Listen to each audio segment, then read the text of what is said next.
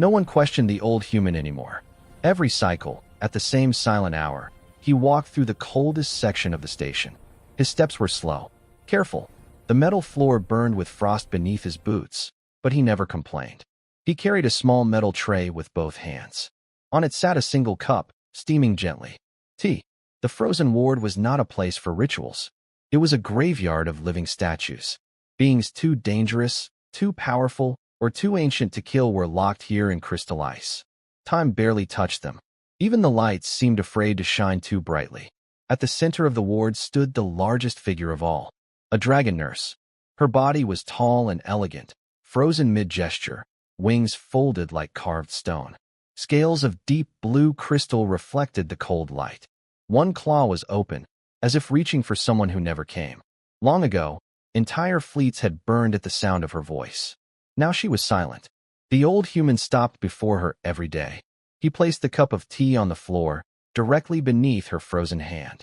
The steam rose. It always rose. Security drones watched from above. They recorded everything. And every time, their logic cores hesitated.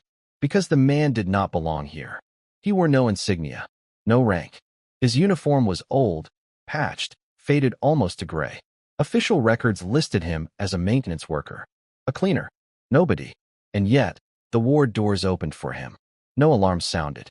No weapons activated. Other species whispered about it.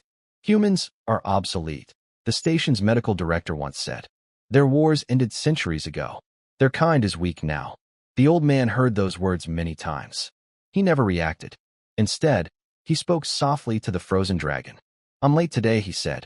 His voice was rough, tired. The heating grid failed again. Same problem as before. He adjusted the cup so it sat straight.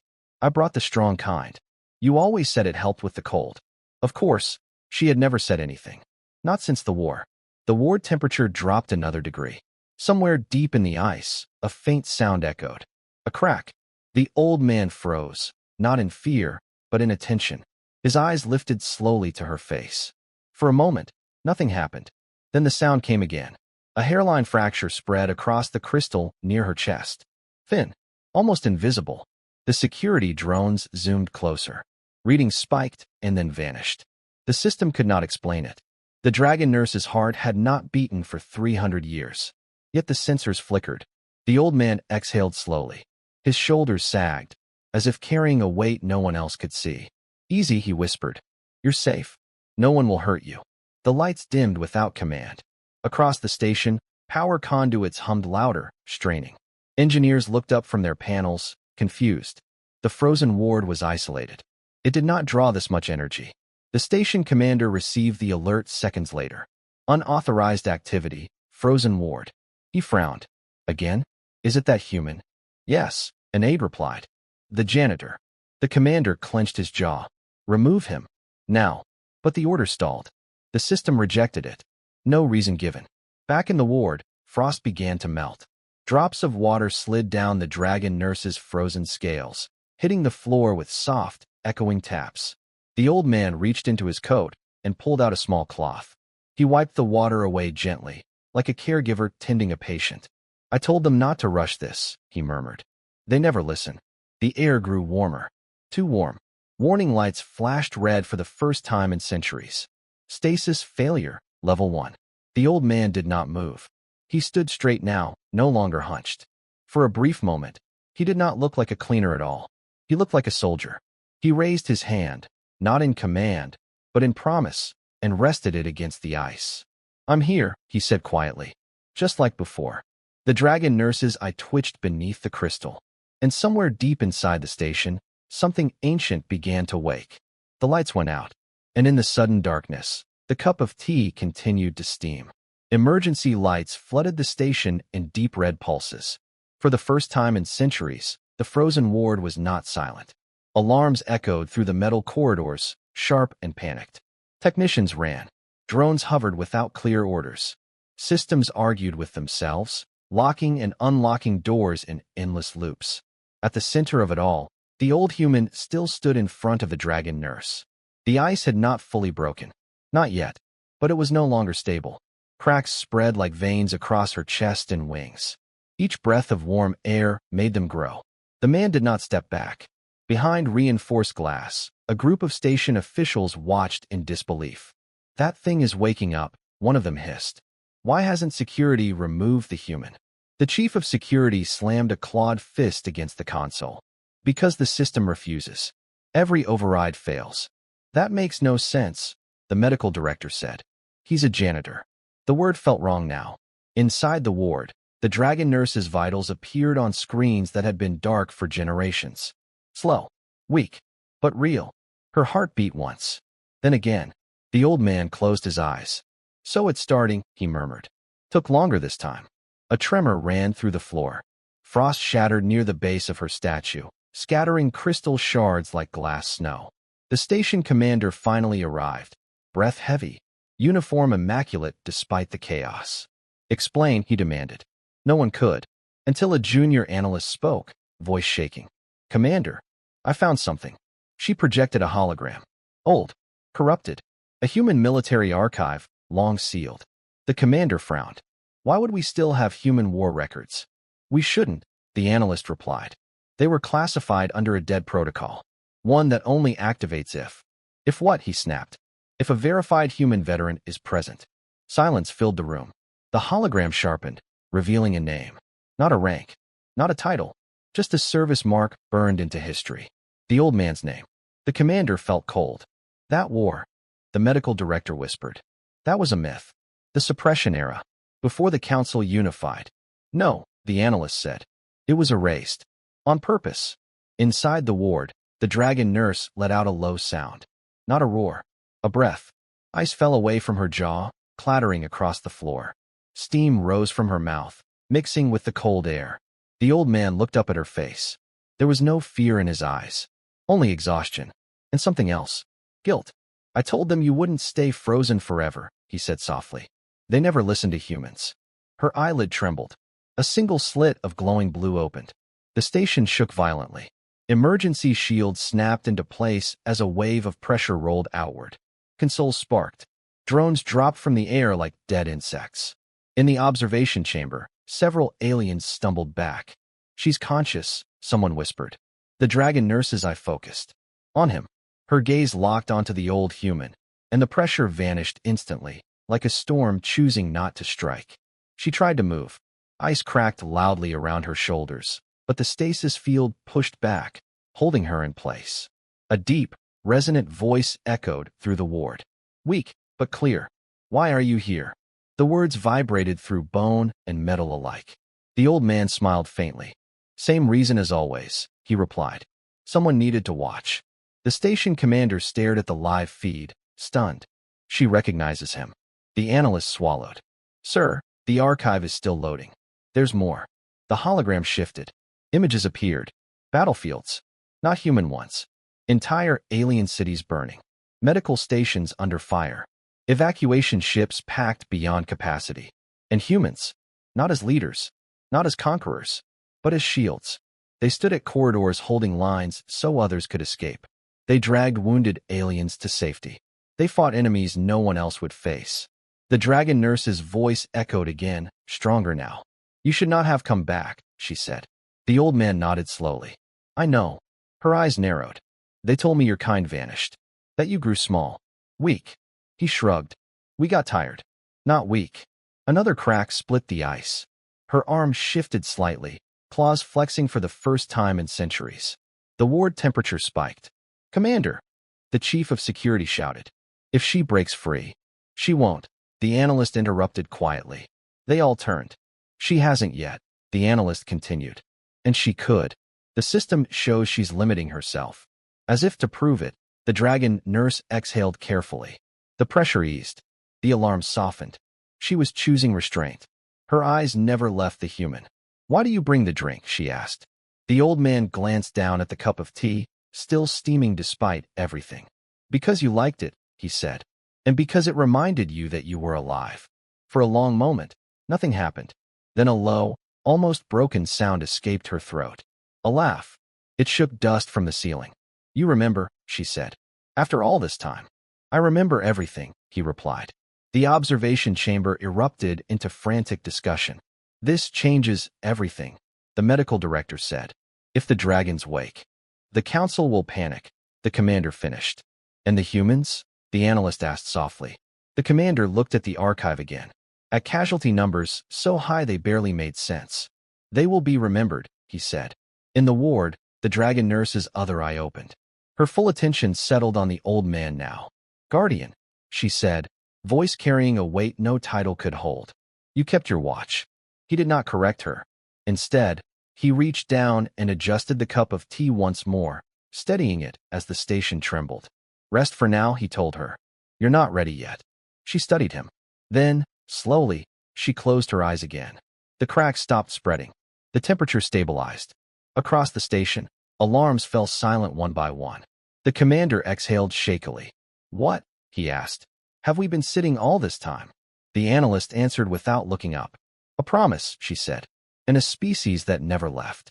Back in the frozen ward, the old human remained standing, watching, waiting, and for the first time in centuries, the galaxy had begun to remember a name it was never meant to forget. The station did not return to normal. It pretended to. Light stabilized. Gravity leveled out. Emergency messages cleared from screens. To outside observers, the crisis appeared contained, a near failure, corrected in time. But inside the frozen ward, nothing was the same. The ice around the dragon nurse was no longer smooth.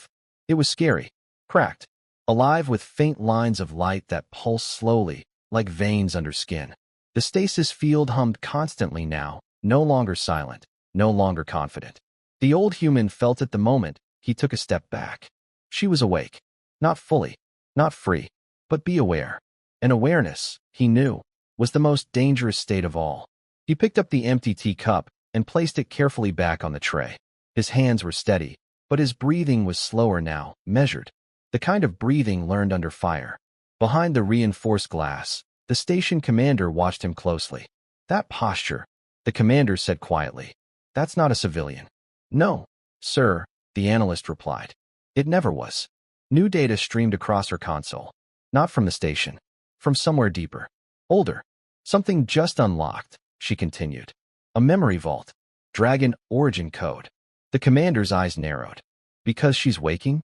Because she recognizes him, the analyst said.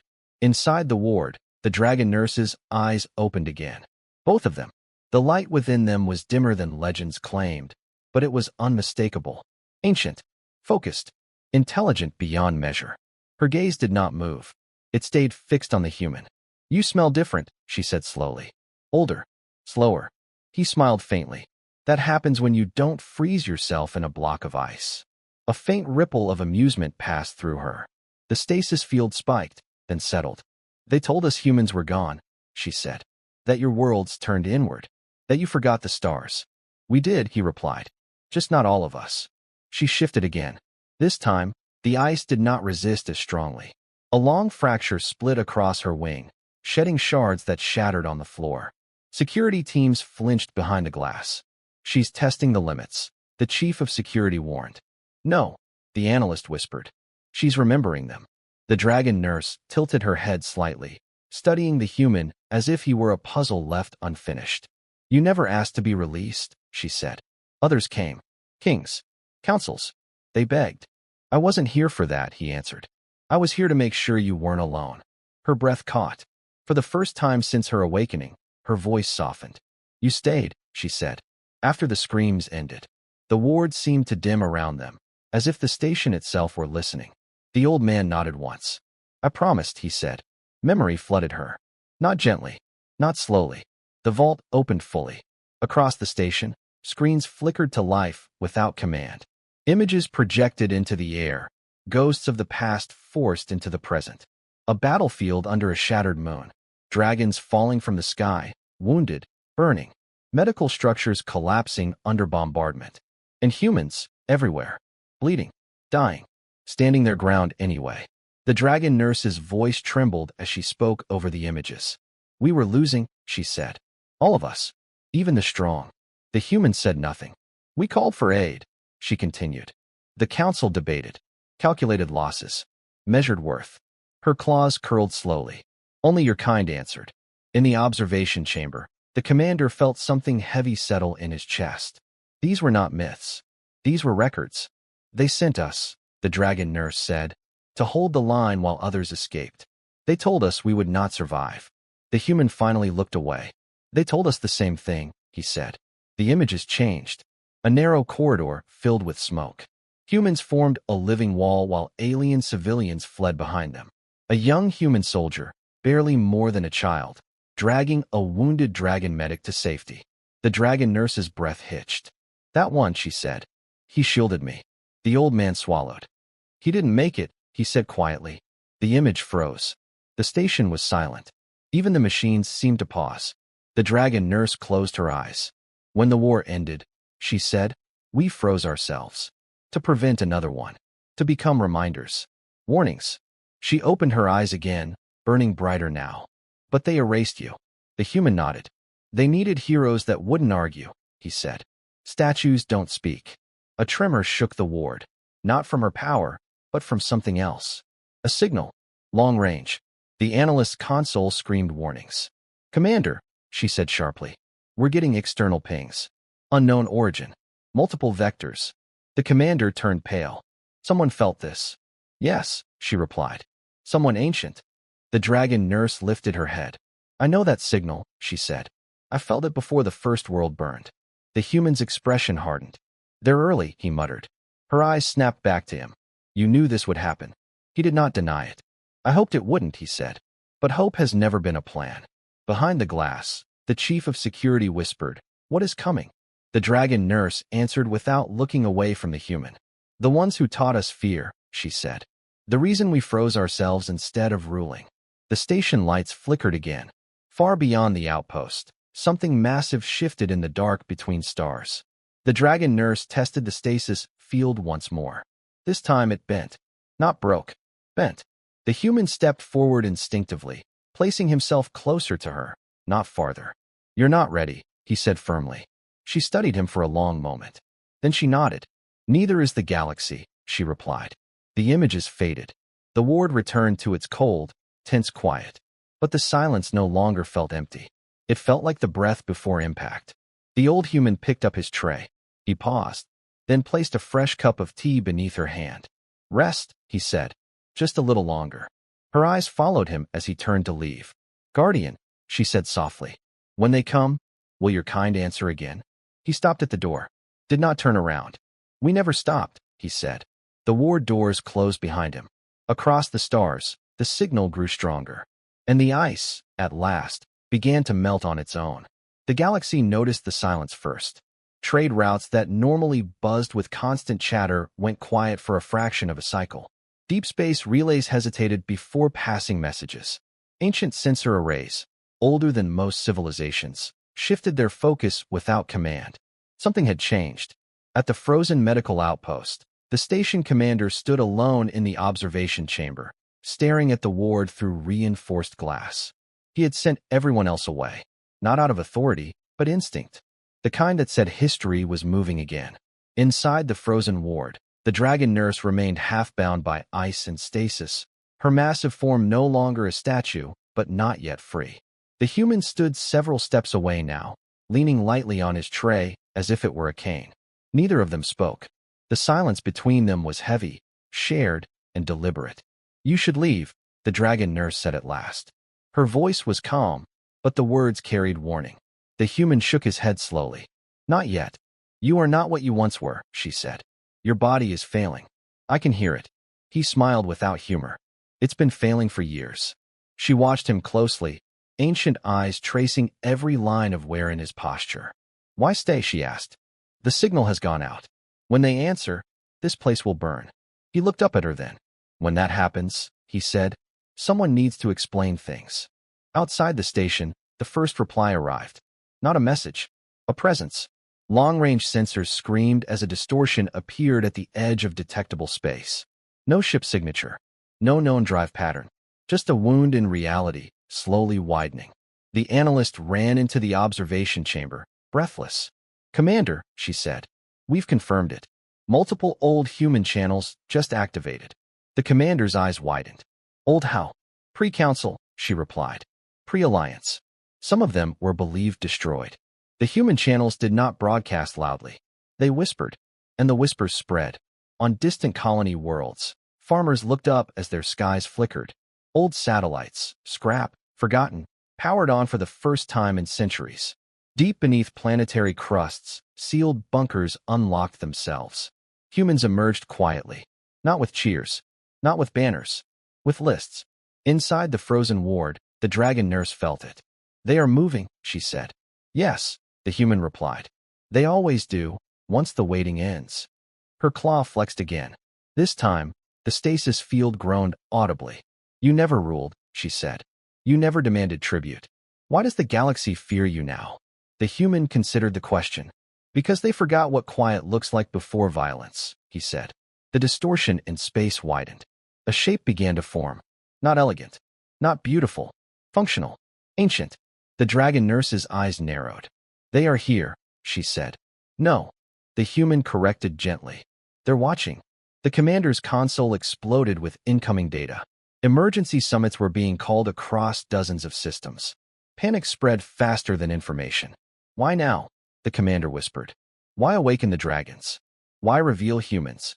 The analyst answered, voice tight. "Because the enemy doesn't care about our politics. Only our readiness." Inside the ward, the dragon nurse shifted her shoulders. Ice shattered completely along one wing, falling away in a cascade of crystal shards. She did not attack. She did not flee. She waited. "You carry guilt," she said suddenly. The human did not deny it. "For those who died," she continued. "For promises you could not keep." He nodded once. "Yes." "Then listen," she said. "You kept the most important one." She leaned forward as far as the stasis would allow. "You stayed." The human's jaw tightened. Outside the station, the distortion stabilized. A signal pulsed outward. This one was not subtle. Every advanced civilization felt it. An ancient challenge, encoded in physics itself. The dragon nurse hissed softly. "They announce themselves," she said. "They want fear." The human sighed. "They always do." The commander slammed his hand on the console. "Can we respond?" he demanded. The analyst shook her head. "Not officially. The council is still arguing over jurisdiction." A pause. "Unofficially," the commander pressed. The analyst hesitated, then tapped a command. A single human channel opened. No flags. No anthems. Just a voice. Old. Calm. Familiar. "This is a general advisory," the voice said. "To any who still remember standing in the dark." The dragon nurse's eyes widened.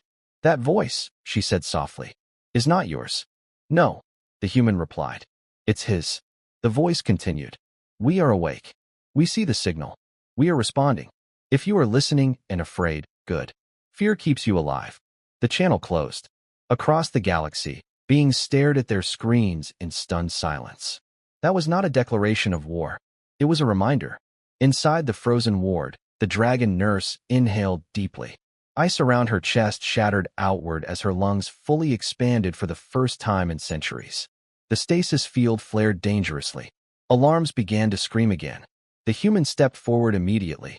"Not yet," he said sharply. She froze, not by force, but by choice. "You command me now?" she asked. "No," he replied. "I'm asking you to trust me. One last time." She searched his face. Then slowly, she exhaled. The stasis stabilized. For now. Outside, the distortion shifted again. More shapes appeared around it. Not enemies. Observers. Old species. Watching to see who would stand. The commander's communicator buzzed nonstop. "They're demanding answers," the analyst said. "They want to know why humans are involved." The commander looked at the frozen ward. "At this point," he said quietly, "I think the better question is why humans weren't." Inside the ward, the dragon nurse lowered her head. "When this begins," she said, "there will be no more hiding. No more erasing." The human picked up the tray one final time. "I know," he said. He turned toward the exit. "Where are you going?" she asked. "To do what I've always done," he replied. "Which is?" she pressed. He paused at the door. "Make sure the right people wake up," he said. The doors sealed behind him. The dragon nurse watched the empty space where he had stood. Then she smiled, a slow, dangerous expression. Beyond the station, the ancient enemy finished assembling its message. It echoed across the stars. And for the first time in a very long time, the galaxy did not answer alone. The enemy did not attack right away. That was how the old human knew it was truly them. They always waited. Across the galaxy, the ancient signal repeated itself, not as words, but as pressure. It bent sensor readings, disrupted navigation, and made even hardened commanders uneasy. It carried intent, sharp and patient. We are here. We have always been here. At the frozen medical outpost, the station commander stood before a projection of star maps that would not stop changing. New distortions appeared every hour, each one farther inside known space than the last. They're probing, the analyst said, testing response times, measuring fear. And the council? The commander asked, still debating whether this qualifies as a hostile emergence. The commander let out a short, humorless laugh. Of course they are. Deep beneath the station, in a section that did not officially exist, the old human walked alone through a corridor that had not been opened in centuries. Dust lifted with every step. Lights activated only where he stood, following him like obedient ghosts. The door at the end of the corridor recognized him instantly. Not by code, by presence. It opened without sound. Inside waited a chamber carved directly into the asteroid's core. No banners, no symbols of rank. Only a circular table surrounded by empty seats. Except one. A hologram flickered to life above it, resolving into the image of an elderly human woman with steel-gray hair and tired eyes. "You're late," she said. He smiled faintly. "You always say that. And you're always right on time," she replied. "I was hoping you wouldn't need to come down here again." "So was I," he said, lowering himself into the chair. The hologram studied him carefully. "You look worse." "Feel worse," he corrected. "But the dragon is waking. That means the signal went out." "Yes," she said. "We felt it. Every sleeper cell, every archive, every old scar." She gestured, and the chamber filled with ghostly images, human settlements scattered across space. Small, quiet, ordinary. Most of them don't even know what they are part of, she continued. They just know what to do when the sky changes. "Good," the old man said. "That means the training worked." The hologram's expression darkened. "The enemy is closer than expected. Faster." He nodded. "They always adapt." "Then we may not have time," she said, "to wake everyone, to prepare properly." The old man leaned back, closing his eyes briefly. "Then we do what we always did," he said. "We hold." Back in the frozen ward, the dragon nurse felt the shift. Not in temperature, in intent. Human space had changed its posture. She flexed her claws slowly, feeling strength return to muscles that had slept too long. "They are choosing to stand," she murmured. Behind the glass, the analyst looked up sharply. "Commander, human channels are multiplying." "How many?" he asked. She swallowed. "All of them. Across the galaxy, ancient human networks activated in sequence. Not loudly, not dramatically, methodically. Navigation beacons realigned themselves to old defensive patterns. Trade stations quietly evacuated non-combatants without explanation. Civilian ships altered routes, guided by suggestions that sounded like coincidence. And beneath it all, a simple message moved from system to system. "Move aside, or move with us." The enemy noticed. The distortion in space pulsed, irritated now. A response rippled outward, violent, dismissive. A border system vanished. Not destroyed. Erased. One moment it was there. The next, only empty coordinates remained. The council panicked. Emergency sessions collapsed into shouting. Species demanded protection, demanded answers. "Where are the humans?" someone shouted. The answer came before the council could decide anything. A single human ship emerged at the edge of the erased system. It was old, scarred, alone. Sensors identified it as obsolete by every modern standard. The enemy struck it immediately. Energy tore through space, enough to shatter moons. The ship did not dodge. It absorbed the hit. Shields flared, human shields. Layered, redundant, built to fail slowly. The ship burned, and kept moving. Inside the frozen ward, the dragon nurse's eyes widened. "They are not retreating," she said. "No," the commander whispered from the observation chamber. "They're advancing." The human ship reached the center of the erased system and stopped. A transmission burst outward, carried on every frequency, every medium. Not a threat, a statement. "This line holds." The enemy struck again. The ship broke apart, and from its wreckage, something unfolded. Not one ship, many. Human ships, long hidden within the first, nested like layers of history. They separated, forming a defensive lattice exactly where the system had once been. Space stabilized. The erasure failed. For the first time in millennia, the enemy hesitated. In the frozen ward, the dragon nurse laughed, a deep, resonant sound that shook ice loose from the ceiling. They learned, she said. They learned from us. Behind the glass, the analyst stared at the data. That ship, it was a coffin, she whispered. A delivery system. The commander nodded slowly. They didn't come to survive, he said. They came to arrive. Across the galaxy, more human ships appeared. Not in fleets. Not in formation. Individually. Each one chooses a point of weakness. Each one stopping. Holding. The enemy pushed harder. Systems burned. Stars dimmed under strain. Human ships were lost. But the line did not move. In the hidden chamber, the hologram looked at the old man. They're paying the price, she said quietly. He opened his eyes. They always do, he replied. So others don't have to. Back in the frozen ward, alarms screamed as the stasis field finally failed. The dragon nurse stepped free of the ice. She stood at her full height now, wings unfolding slowly, power rolling off her in waves that made the station groan. Security teams froze, not in fear, but awe. She turned toward the observation chamber. Tell the council, she said, voice carrying across every channel, that the guardians are awake. The commander swallowed and nodded. She looked down at the empty space where the old human usually stood. And tell the humans, she added softly, that the dragons remember. Far beyond the station, the enemy shifted its focus. It had expected screams. It had expected collapse. Instead, it found lines, held by a species it thought was finished. The quiet had spoken back, and it was not done speaking. The galaxy broke into motion. Don't panic this time. Alignment. Worlds that had never trusted each other synchronized defenses without debate. Trade fleets rerouted to evacuation lanes already prepared, lanes no one remembered authorizing. Old military installations powered up under mountains and oceans, their systems greeting human signals like long-lost friends. It was happening too smoothly, too quietly. The enemy noticed that too. From the deep distortion, new shapes emerged, vast, asymmetrical forms that warped light and crushed gravity around them. They were no longer testing. They were committing.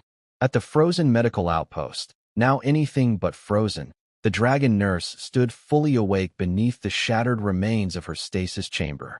Engineers and soldiers watched from a careful distance, unsure whether to kneel or flee. She ignored them. Her attention was fixed on the stars. They are angry, she said. This is good. The station commander stood beside her, hands clasped behind his back, trying not to show how small he felt. You sound pleased, he said. I am relieved, she replied. Anger makes them predictable. Her wings twitched once, scattering frost and ice shards across the floor. Where is the guardian? She asked. The commander hesitated. He's elsewhere. Coordinating. She nodded slowly. Of course he is. Across space, the human line held. Barely.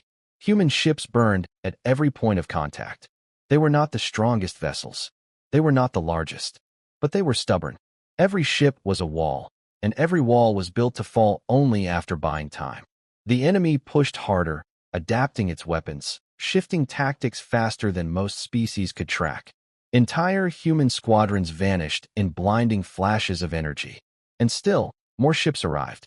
Not faster, not louder, just enough. On a council world far from the front, an enormous plaza filled with statues of ancient leaders stood beneath artificial sunlight. Species gathered there in terror, watching the war unfold on public holos. One of them spoke what many were thinking. Why don't the humans retreat? An elder asked. They're dying. A younger one replied, voice shaking. Because if they do, the line moves. Above them, the hologram shifted to a live feed from the front. A human ship, its hull torn open, atmosphere venting, drifted into position between an enemy strike and a cluster of civilian transports. The enemy fired. The human ship took the hit. It shattered, but the energy dispersed just enough. The civilian ships escaped. The plaza went silent. Someone whispered, statues don't bleed. Back in the hidden human chamber beneath the outpost, the old man sat alone now. The hologram chair across from him was empty. He watched casualty lists scroll past his eyes, each name landing like a weight.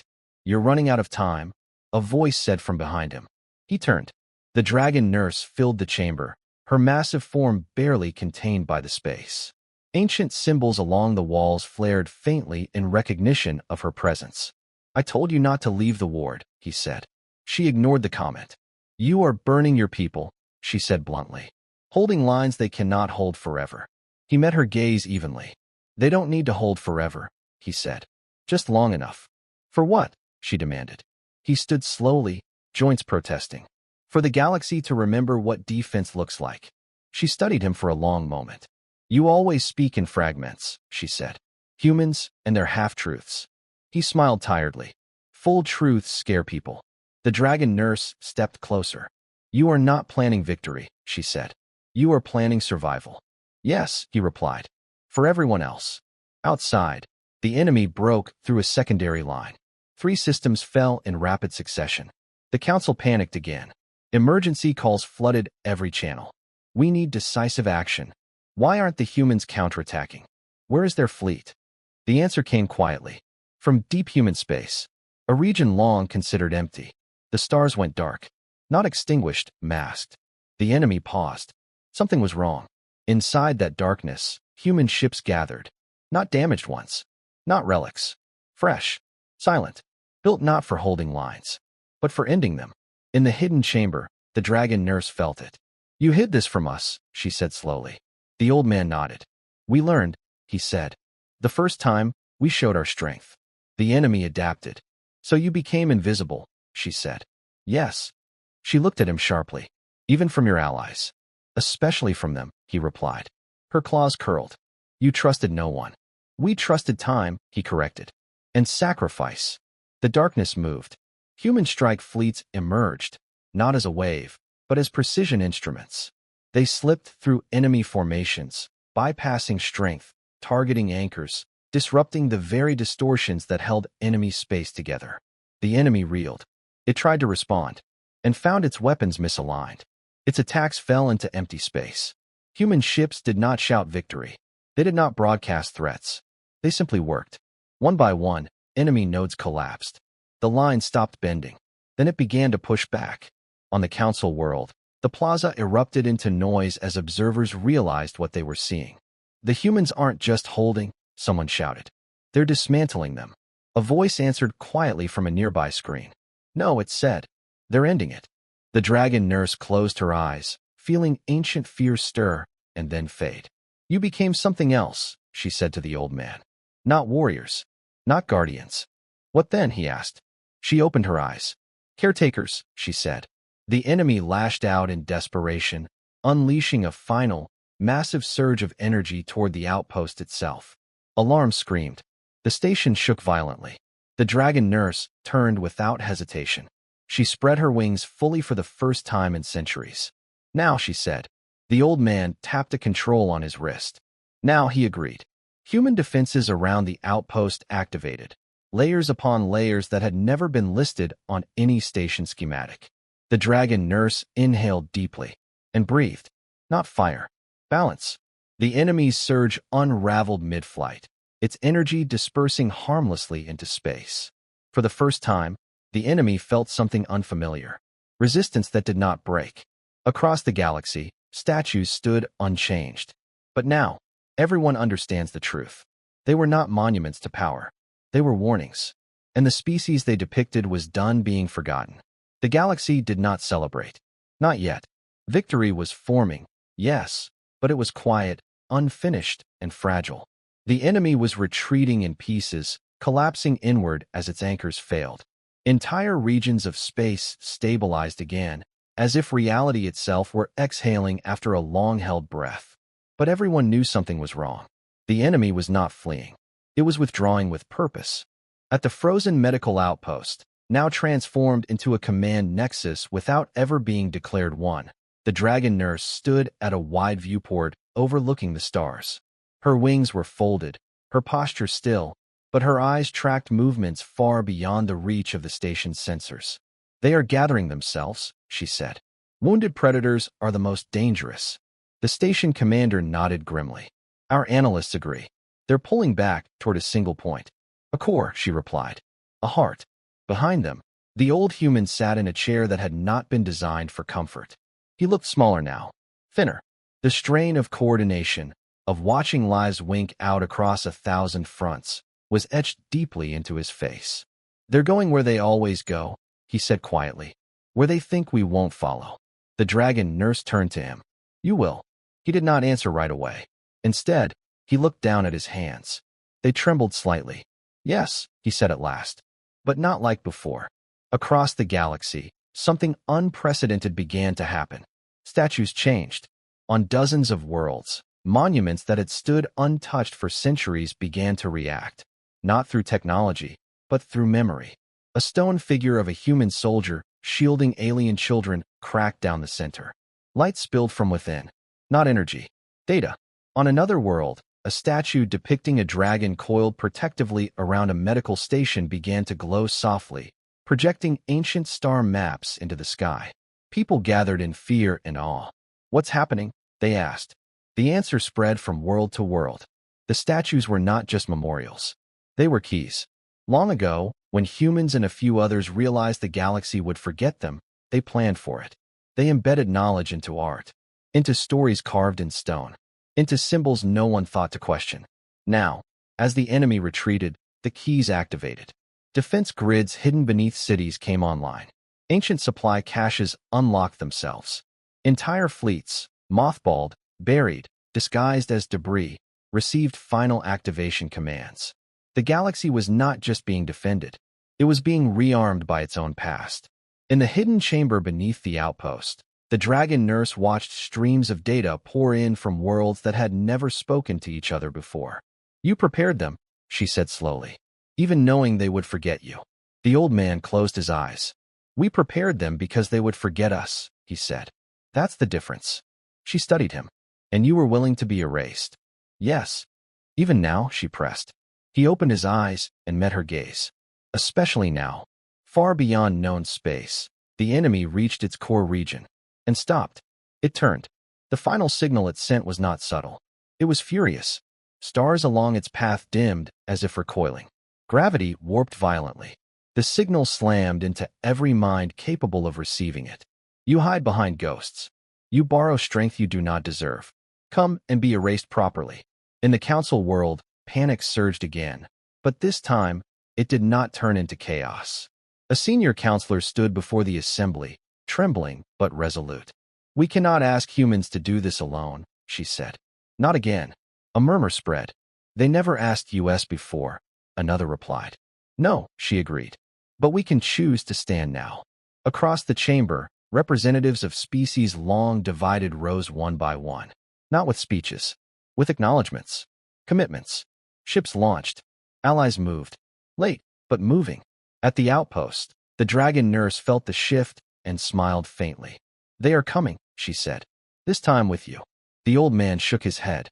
"They're coming because of us," he said. "That matters." The final human fleet assembled at the edge of the enemy's core. This time, it was not quiet. It was deliberate.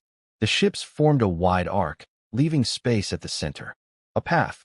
The enemy surged forward, eager, confident in its mass. Then the path lit up. Human ships did not fire first. They transmitted. Not threats. Records. Battlefields. Evacuations. Sacrifices. Lines held by people who never expected statues. The transmission cut deep. The enemy faltered, not because it felt guilt, but because it finally understood. These humans did not fight to win. They fought to deny inevitability. The dragon nurse stepped forward, her image broadcast across allied fleets. "This ends now," she said, her voice steady and immense. "You will not erase what you chose to endure." The enemy lashed out with everything it had. Stars screamed. Space store. The allied fleets held, just barely. And then the statues moved again. Not physically, symbolically. Ancient safeguards triggered across the galaxy, feeding power, data, and stability into the allied line. Every forgotten promise activated at once. The old man watched the battle unfold from his chair. His breathing was shallow now. The dragon nurse turned sharply. "You are failing." He smiled weakly. "Timing's never been my strength." "You should be resting," she said. "You've done enough." He shook his head. "Not yet," he said. "There's one more thing." He tapped a final command. A human signal went out, not to fleets, not to allies, to memorials, to statues, to stories. A simple message embedded everywhere humans had ever been forgotten. Remember us, but do not depend on us. The enemy's core began to collapse under coordinated pressure. It screamed, not in pain, but in denial. This time, the line did not hold. It advanced. The Allied fleets pushed forward together.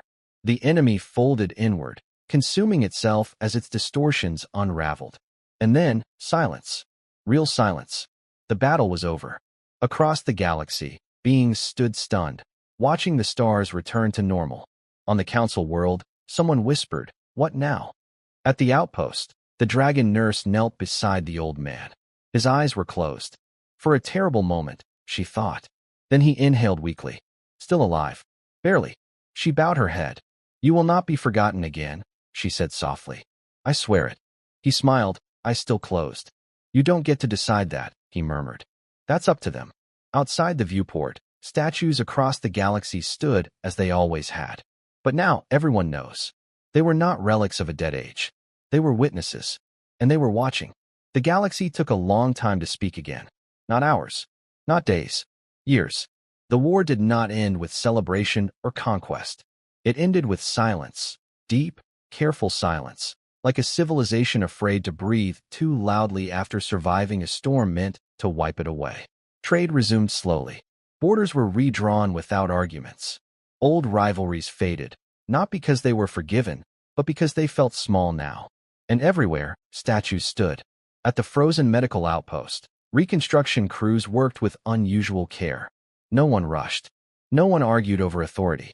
It had become an unspoken rule that some places were no longer just stations or facilities. They were markers. The dragon nurse remained. She no longer needed the frozen ward. The ice was gone, the stasis chamber dismantled and preserved as a historical artifact. She chose to stay anyway, standing near the wide viewport, where she could see the stars she once feared she would never see again. And beneath that viewport sat a small table. On it rested a single cup. Tea. The old human did not wake again. He passed quietly 3 weeks after the battle ended, his body finally surrendering after his purpose was fulfilled. There were no alarms, no final orders, just a long exhale and a stillness that felt complete. The station commander was with him when it happened. He didn't ask for anything, the commander later said. No honors, no burial world, no monument. The dragon nurse had said nothing at the time. She had simply bowed her head. The galaxy found out anyway. Human channels, once whispers, spoke one last time, not to command or warn, but to inform. The Guardian has ended his watch. That was all. The reaction was not immediate. Then it spread. In a distant agricultural world, workers stopped when they heard the message and removed their headgear in silence. In a council world, an emergency session was called, not to debate, but to stand together. And then the statues changed. Not dramatically, not all at once, but subtly. In one world, rain fell for the first time in decades, washing dust from a stone human figure that depicted a soldier holding the line. Beneath the grime, an inscription long eroded became readable again, held so others could pass. On another world, a dragon statue that had once been feared was quietly reclassified, not as a symbol of dominance, but of protection.